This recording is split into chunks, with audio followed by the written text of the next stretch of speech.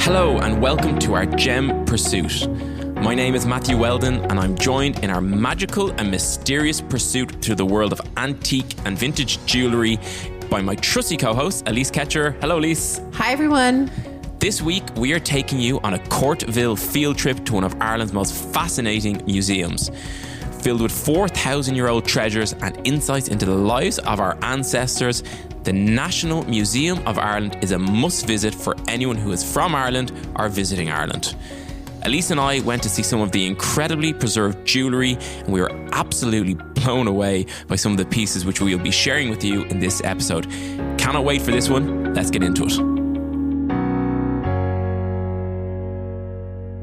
We've made it. We've just got into the main hallway of the National Museum of Ireland, so we have just stepped across the road. We're not too far from here, and it is a hidden gem of Dublin, and it has some beautiful jewellery and some beautiful ancient collectible pieces. But we've just stepped in, at least the hallway is... This is what I love the most about this particular museum. So there's a few national museums of Ireland. This one here is the Archaeological Museum that we're currently in, and it is actually free to come and see the collection here. So if you are in Dublin and you're visiting, it is to me, it's an absolute must. But the hallway itself is filled with marble. The bottom is a micro mosaic of all of the astrological signs. So you've got Gemini, Cancer, Leo, and it's all done in this beautiful micro mosaic. It is absolutely stunning. And even if you just came to see the hallway, I'd say it'd be worth your time to do that. And as we walk through here, as you said, free admission. So for anyone in Dublin, obviously, it's a cost-effective way to see something really interesting. And we enter the first one here, and we're greeted straight away by a exhibit called Ireland's Gold, or in Irish, or Naheran. So as you walk through, it's worth noting that the collection comes in different parts. The one that we're going to be exploring today is going to be based off of the jewellery that has been uncovered here in Ireland. There is other sections as well. We've got a medieval section. There's a section that has body in the bogs, which are wonderfully done and preserved. So I would definitely come to see those as well, but we're going to explore the jewellery collection, in specific the late Bronze Age, Ireland's gold, and the different ways that it was worn by the Irish people. Well, let's have a look now. And again, that floor that goes straight through the whole way is incredible. And the pillars, which have little pooty all around them. You know, sometimes you forget in little old Ireland some of these gems that we have here. Let's have a look, first of all, at this one. Well, I love this. What we've come across here, first of all, they're what they call gold dress fasteners, or they can also be called fibula brooches. They look like almost two kind of, what do they call it, gramophone heads connected by a much smaller than that. Now, they're about the size of your hand and then connected in the middle. Now, these types of brooches, they can date to about 800 to 700 BC. This is back when the Irish were really cool. I mean, that's incredible that they're that old. I mean, they're really amazing. Now, interestingly, I don't have a personal collection of jewellery, but the only thing that I kept is a piece, a 1849 replica of one of these fibula brooches, which is made by west of Dublin and made out of Irish gold, so gold from the Wicklow Mountains. So it's a very rare piece. It's cool to see these, but the scale of these is enormous. And it's really gorgeous to see the kind of detailed work that we have on these. So we have really gorgeous borders, which are all done with ribbing. And then we've also got another one here that has a circular pattern that goes all the way around the actual half semicircle sphere on one side. So it's really detailed and would have catched the light really well when being worn. So these, I'd say, would have been worn by very important people. And it's really cool to note, actually, where a lot of these were uncovered. So we have a bog in Cullinan, County Tipperary, that one of them was found. We've got County Galway here. We've got others that have just got no locality, just Ireland. But it's when you look at these particular counties now, it's really crazy to think that people were walking around wearing these at 700 BC. Yeah, obviously before Christianity, so we were pagans, basically. But they certainly had good jewellery. And we've got Monaghan and County Tyrone here as well. We've got very large scale, almost as large as your closed fist, going all the way down to as small as your pinky, the top of your pinky finger.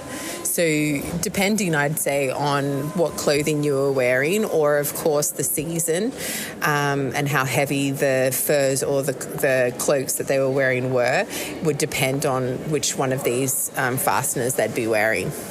Yeah, and we move on to the next one. Let's see what they say. So they're talking as well. They've got a lot of, it's very, very informational, instructional in here as well.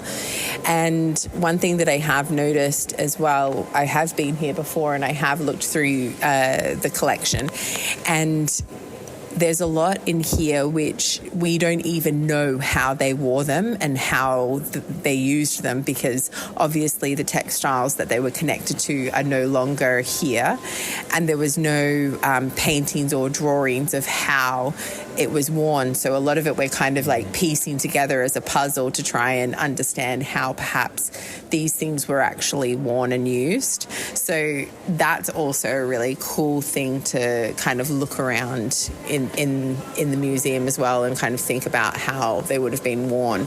Like this has sleeve fasteners there, or possibly dress fasteners. So, and here, wow, this is just moving on to the next piece here. I mean, we're just like two flies moving from shiny thing to shiny thing, but these are gold bracelets. Again, similar time period. They are absolutely solid gold. As the most solid looking thing I've ever seen is this gold bracelet found in Lurgan in County Armagh, 800, 700 BC. But isn't it funny when you look at this, right? When I first started out in jewellery here in Ireland, these particular torque bracelets, so we're looking at bracelets that are open-ended. So you've got a solid kind of tubular going around the wrist, and then it opens at the front with two kind of flared cones, I'd say, on these. Some of them, they look like cones, but they've got like a flare to the end of them. But when I first started out in jewellery in Ireland when I was 18, these bracelets were extremely popular, but they had two balls on the ends of them. Yes. And they're called torque bangles. And a lot of men wore them and women wore them. So it's really funny to think that like our fashion sense and the kind of design that we like hasn't changed very much from over, 700 BC to now.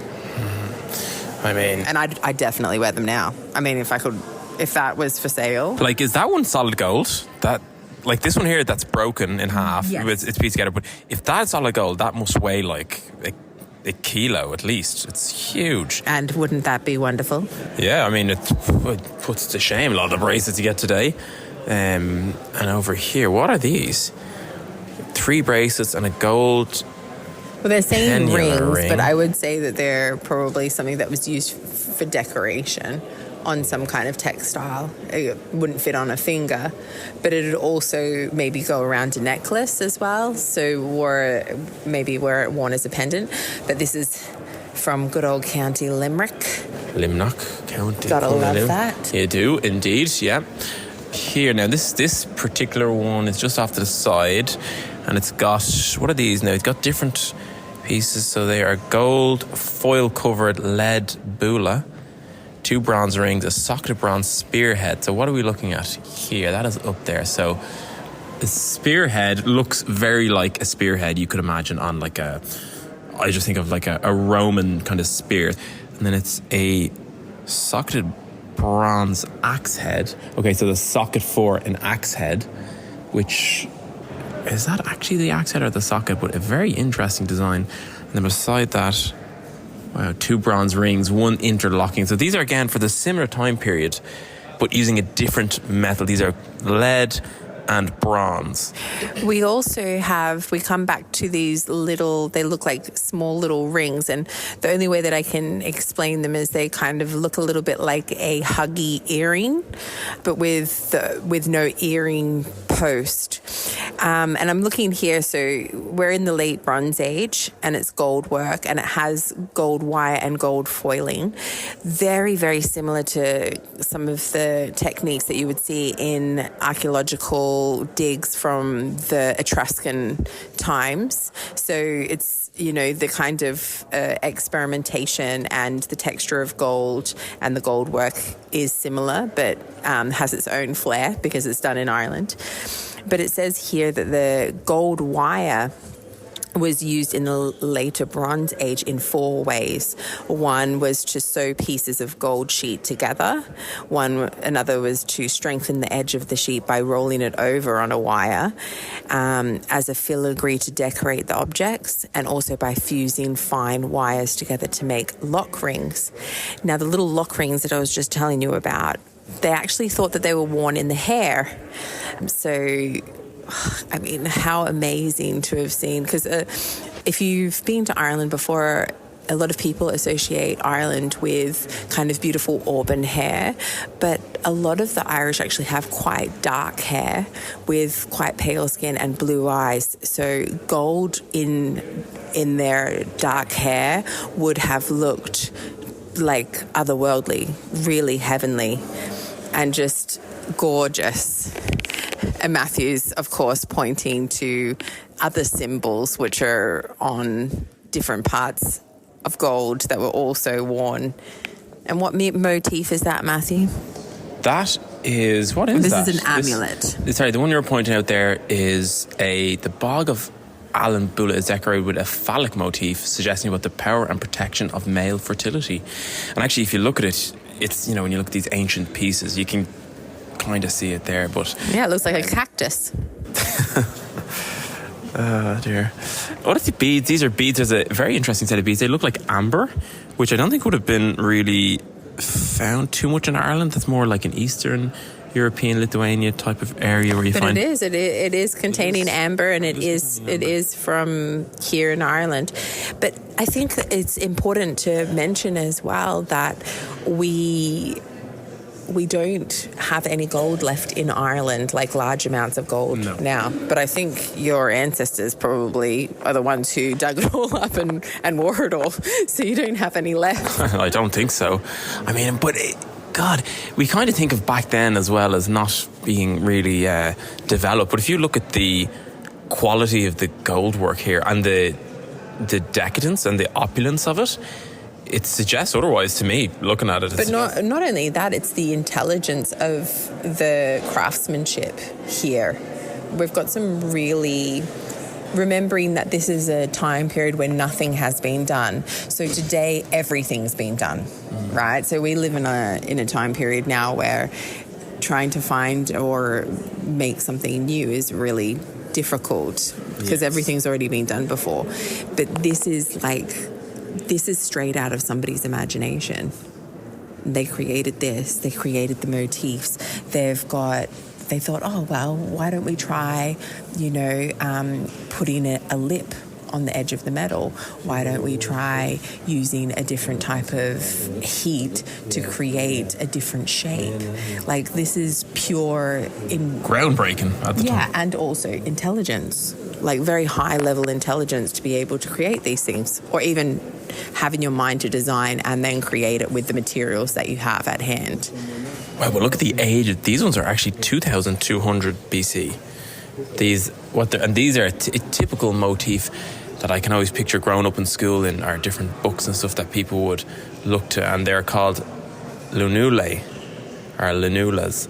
They're a type of, lunulae is plural, and a lunula is this, it's like a collar necklace. It's heaven. That is open at the back, and it actually looks like a crescent moon, funny enough.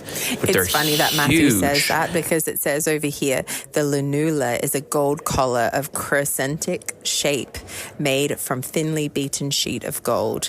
The decoration consists of panels of geometric designs lightly incised. Look at that one. So, number 6. Yeah, but it's like, if you think about the design here, this design was designed in 1800 BC, and we haven't really come up with anything that's better than it. Yeah, no, that's...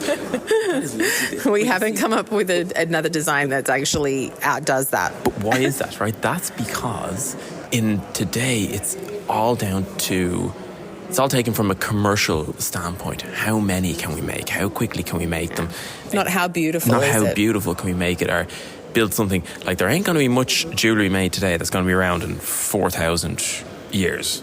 No. Like, you know, so... But look at this, Matthew. I still look contemporary. The lunula is also broken up into 3 different sections. So you have your classical lunulae, which were made using very thinly beaten gold. The layout of it is very precise. The decoration is precise. It matches exactly one side to the other. So, like this, it's very symmetrical. Then you've got the unaccomplished lunulae, which are less skillfully produced. Decoration is like not as even as what you see on others. And then you've got your provincial lunulae, and they're found in Britain and France. And that's funny because it says it's an imitation of what is considered the classical lunulae and more accomplished lunulae, which is only found here in Ireland. Lunulae were worn by elite members of society. They may symbolically represent the solar boat that brought the sun, gold discs, on its journey from day to night through the underworld, is what they say. That looks like a little... Look at that over there. Look at that. Oh, my. Wow, okay. Alyce is getting pretty excited here about this one. Wow.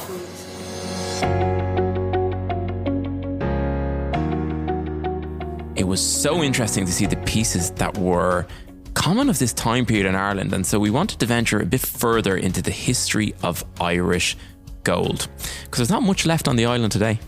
No, that's one thing that we get asked quite often actually down in the shop is this Irish gold, or do we have any Irish gold left? And really, the Wicklow Mountains do have like slight traces of gold. If you go up there, you can pan and get, a few flecks of gold from it. But there's nothing that's actually really tangible to make a product from. So this was eye-opening to see what actually used to be here in Ireland. The resources were incredible. Yeah, Wicklow Mountains and certain parts, I believe, of Monaghan, which is kind of in the north. There's a couple of companies who prospect on it, but the gold rush has already happened and it's gone. So, but you do, as you said, in this ancient jewellery, find some really incredible examples of it. And we were lucky to find out more about where it came from and how it was used in the Craft in Ore exhibition in the museum. We have so much gold. I've seen these today. I've seen literally ones that look like this today. They're from 1,200, gold torc necklace. Wow, look at that one. They're stunning. I mean, it looks like it's very simple, right? Like, you don't have to, sometimes it's not all about making something that is so detailed. Sometimes it's taking the raw materials and just doing a light decorative piece.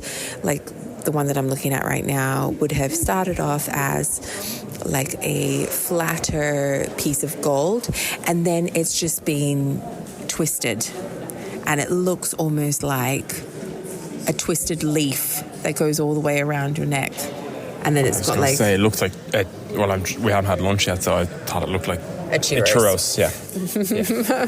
But that is what it looks like. But in gold, like imagine, like we've got the luster of the gold, the patina of the gold, and the finish of the gold. If you saw someone walking out wearing this in those periods, you really would have thought that they were connected to the sun god. Yes. Like, there's no way around that. And over here, then, some of these ribbed bracelets and torc bracelets as well.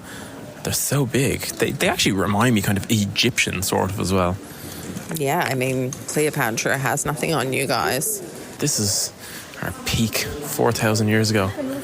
Until the next one, obviously. Here, what are these things? A hoard of 9 gold beads. So that most likely would have been worn as some kind of necklace. Well, gold beads, they're literally the size of... A cricket ball. Yeah, the biggest one.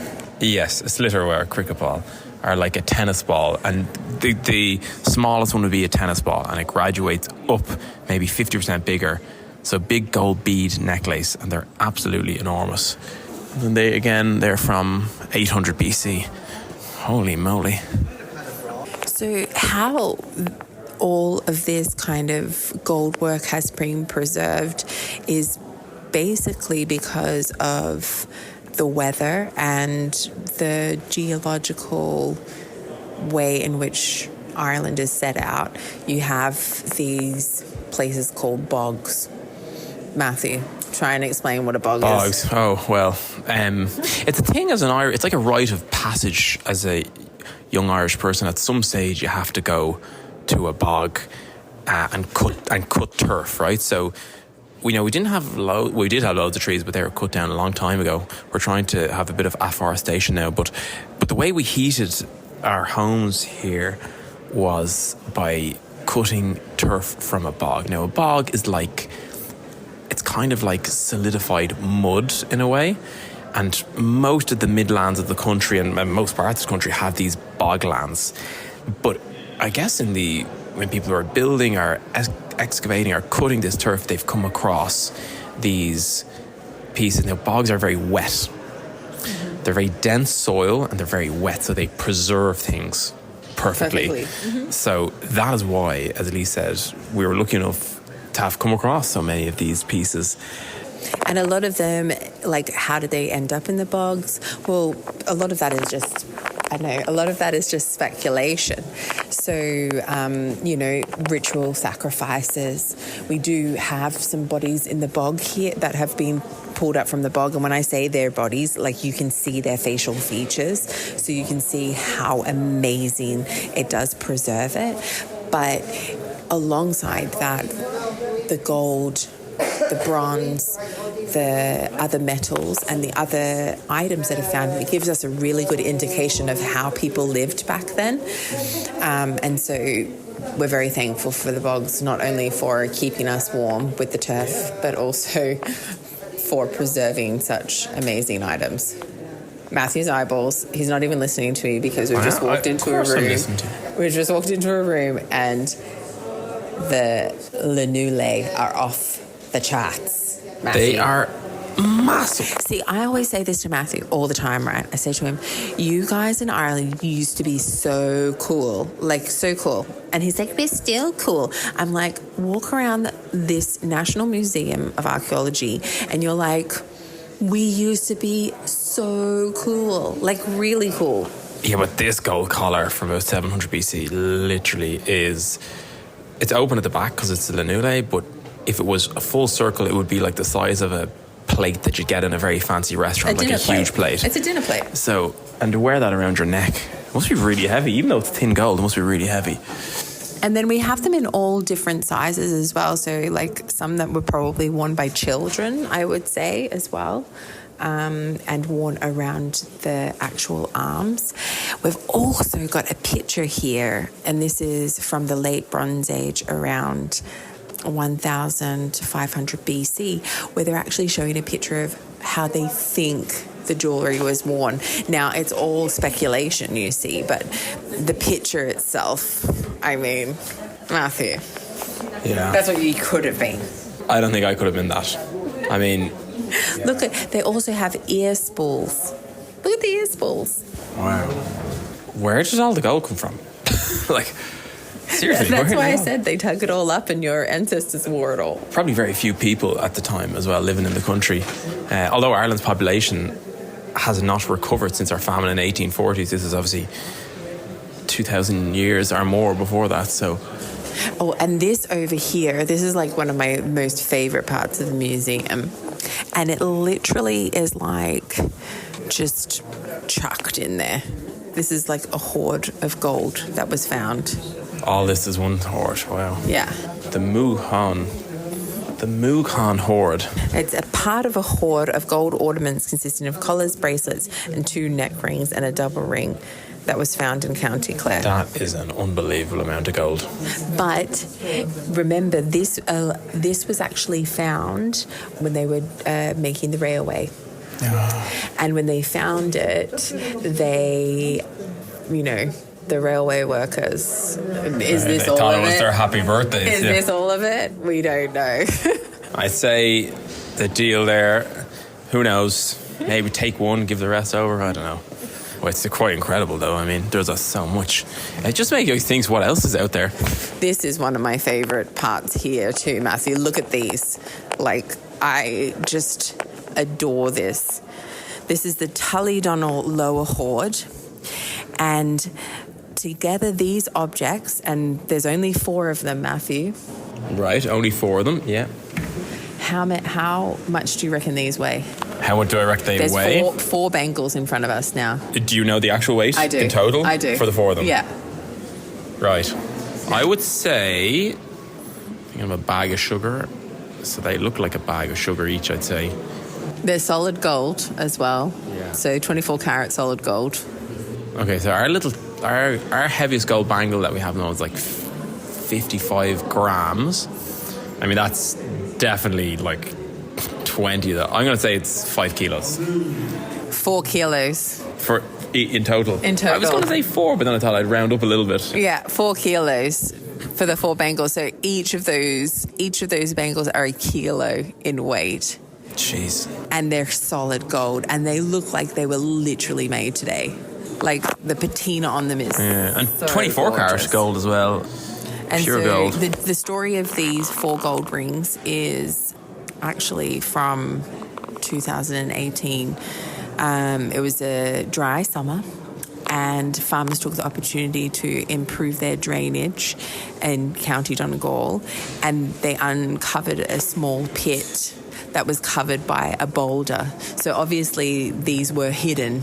Somebody did hide them to go back to collect them, and something happened to them, or they lost the area and forgot which boulder it was.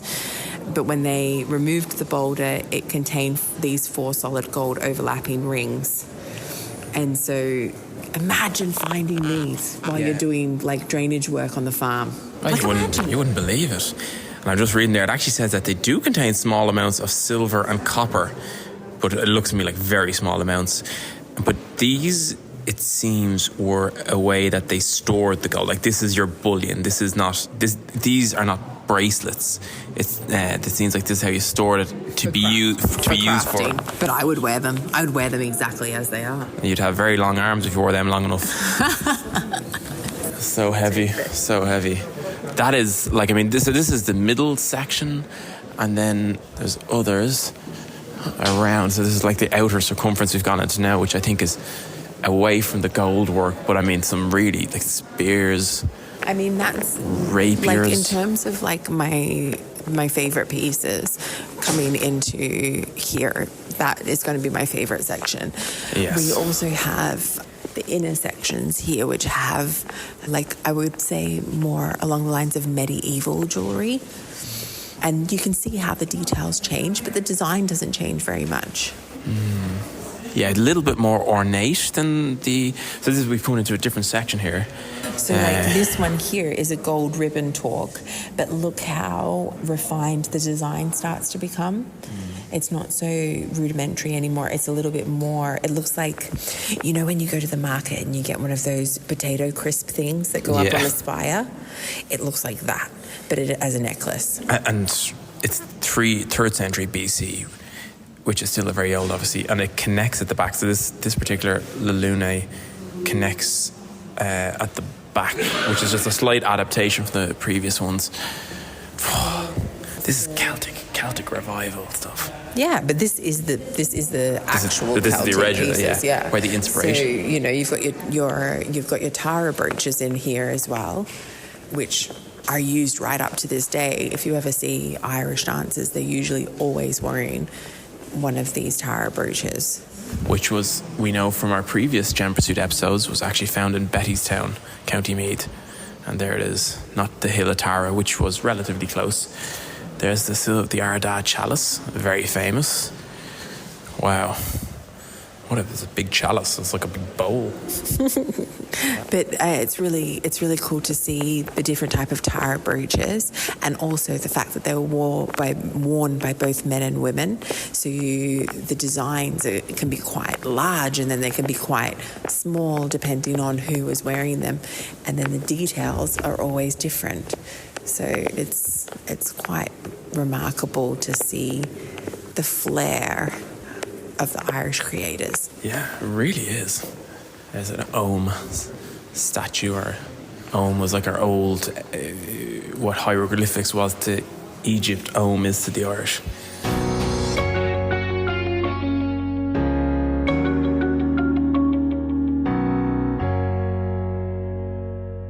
Alyce, just reflecting on that, the way that the bogs of Ireland have preserved the artifacts, it gives us such a special insight into ancient Ireland.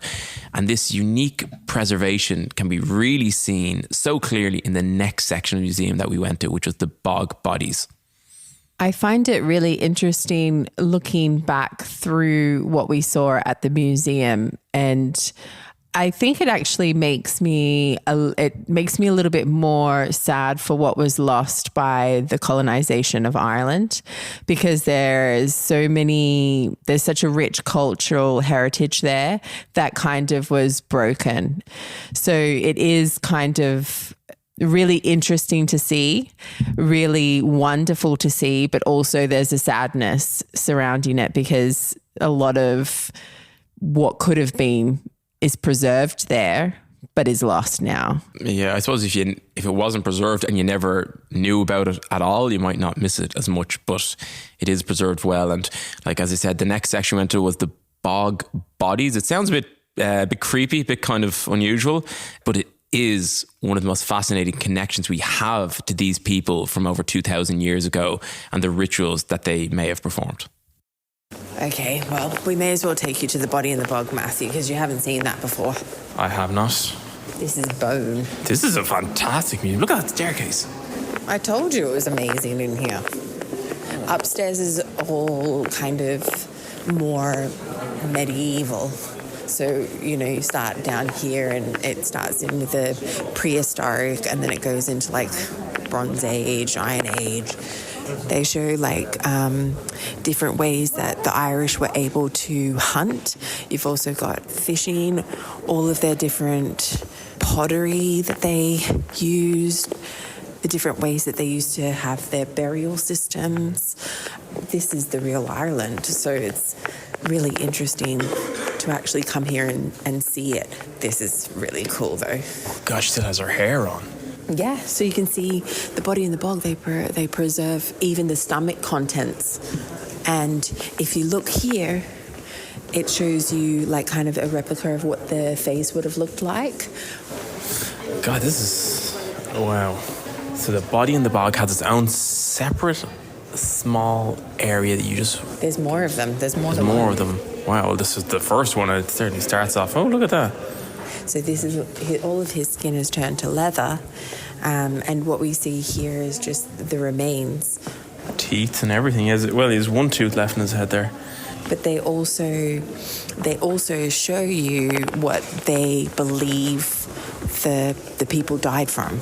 A lot of it is they believe is sacrificial, like sacrifice for ritual. So this is the top part of the body, and you can see, look how preserved his hands are. You still see his nails, still see most likely his fingerprint. You can actually see the skin patterns on his hand. But what's interesting here is we can still see a armband that he was also wearing. And I think he's wearing a jumper as well, I believe. This museum is wonderful. It really just transports you into a different world, doesn't it? This is probably one of the most fascinating ones because you can see his hair. Auburn hair? Well, I don't know if that's been tied. And ginger beard. Really? Well, we might be related. But here you can still see his ear, you can still see the side of his face, and his hair is still intact. And again, this is thanks to the bogs that we were talking about earlier, which were so good for it. So again, walking around here, we're at the bog bodies part of the museum. It's very busy here today as well. Obviously a popular exhibit, but as you said before, it is free to enter. Very central in Dublin. So it's definitely something that I would suggest if you're coming here to have a look at, if you're to be in Ireland, to come in specifically to this museum. It's probably one of the best ways to see a huge part of Ireland's history in one spot. Definitely.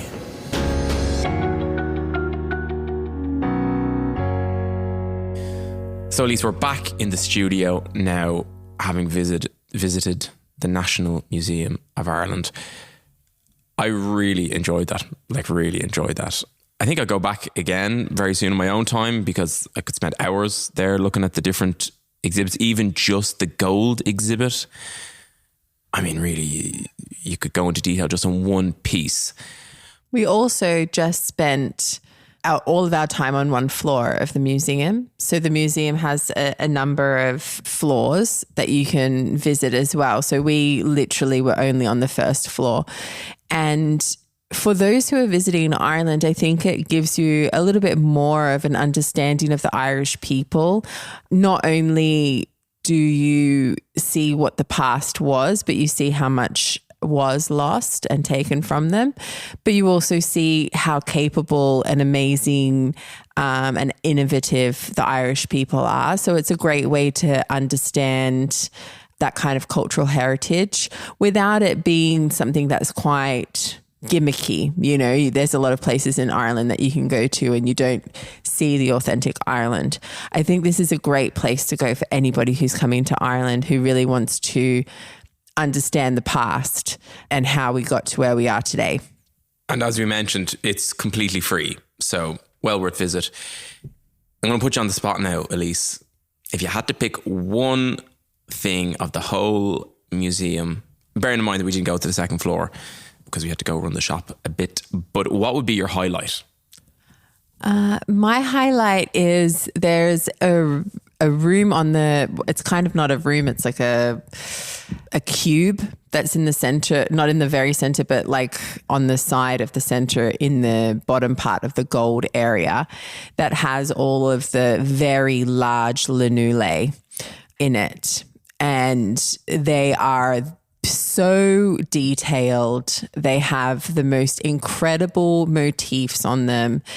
The way in which the gold has been worked is, you know, beyond some of the goldsmiths even today with all of the technology that we have. But inside there, although the lunulae are amazing and I'd want to wear any one of them anytime that I would be allowed to wear it. I think they'd suit you. I really enjoy the speculation around how they were worn. There's actually a picture on the side where it's got like a picture of a mannequin and it's a man's body, but it shows like where they think all of these treasures were worn on the body. And for me, I sometimes find museums quite annoying because I handle so much jewelry every day. Seeing something behind a piece of glass that I can't touch is a little bit frustrating for me. So going to a museum where I can see a piece of gold there and I want to touch it is like quite frustrating.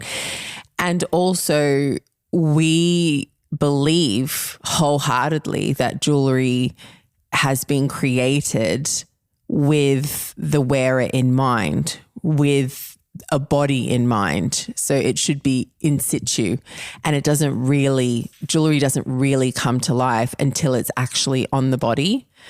And so when I see it, you know, a mannequin form with where the jewelry should have been worn, that's when it really comes to life to me, and how amazing that would have looked in those periods, somebody wearing that kind of very, very bright, lustrous gold that would have been so eye-catching and otherworldly to the people around them.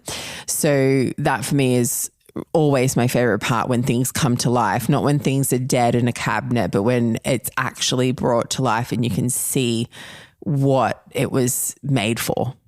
I know exactly the mannequin, or the picture of the mannequin that you're talking about. What do you call that again? You know, when people have these earrings, I mean, maybe I should know this as a jeweler, but I suppose we're antique jewelers really. You know, when they have the earrings with the big kind of circles that... Yeah, there's spaces, I think, like where you put it into your ear and it makes it like it stretches your, I think they're called spaces. So we talked about the lunula, which you can obviously Google it and put, the descriptions we give when we were there, I think help you understand it. But those discs were used like those earrings in this particular mannequin. Like they're huge. They're like the size of the palm of your hand. And it's such a world apart from kind of what you see in Ireland today. That's why it makes me upset though, because I'm looking at that and I'm like, okay, well, the Irish people's idea of beauty and also what's normal to them has been created by somebody else, not by themselves. So like what they originally thought was beautiful and what they originally thought was fashionable and eye-catching and acceptable in, public has now been dictated by somebody else, not by themselves. So that's what upsets me when I go in there, because I'm like, those ideas that they had back then, where would they be now? Like, what would we be wearing now? And like, what would the buildings look like? And, those kinds of things. It's the same with any other culture, my culture included, where like our tattoos have been lost and now they're coming back and, like those kinds of things. It's very interesting to see where the roots of certain things that also couldn't be extinguished, and that's the Irish, your innovative spirit, like that couldn't have been extinguished. So that's still there, but there's certain things that are lost because you were made either to feel ashamed about them or they were just removed as something that was no longer acceptable in society. So it's really interesting. Yeah, we know they couldn't extinguish our innovative spirit, that's for sure.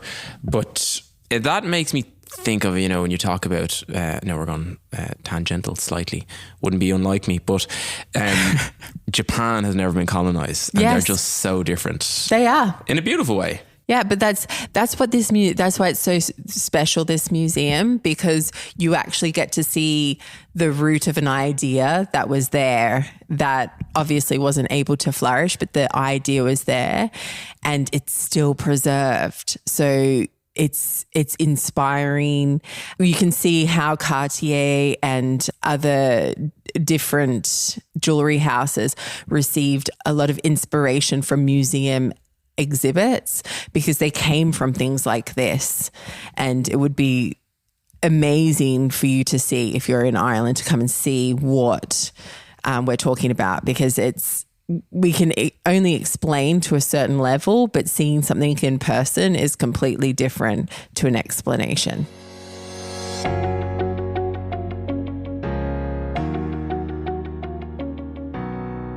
Thank you for listening, and we hope you enjoyed the show. If you have any comments or recommendations for other museums that we should visit, we'd love to hear from you, and you can email us at experts@courtville.ie. Remember, we have notes on what we spoke about with links and anything else you might need in the description area of this podcast. And if you haven't already, make sure you hit that follow button. My thanks to my trusty co-host, Alyce Ketcher. Thank you, Alyce. Thanks, everyone. And of course, our podcast producer, dustpod.io. We will be back with another magical and mysterious pursuit through the world of antique jewellery very soon. And until that time, from me, your host, Matthew Weldon, chat to you very, very soon.